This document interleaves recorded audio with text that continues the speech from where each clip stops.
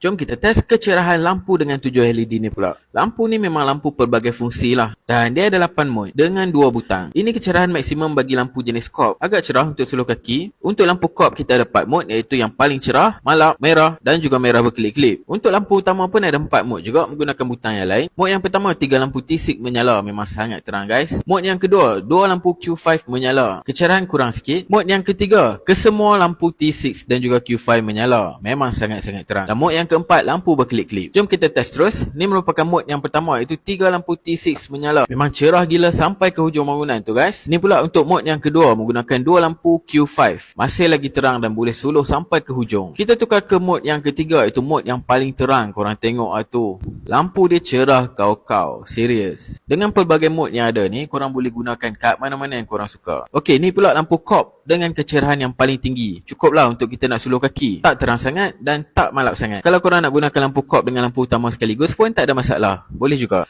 Dan untuk lampu utama, mode yang pertama ni pun dah cukup terang. Ni pula mode yang kedua, masih lagi cukup terang dan kita boleh jimatkan bateri. Dan last sekali, mode yang ketiga memang sangat-sangat terang. Kalau korang berminat, klik je kat link di bawah.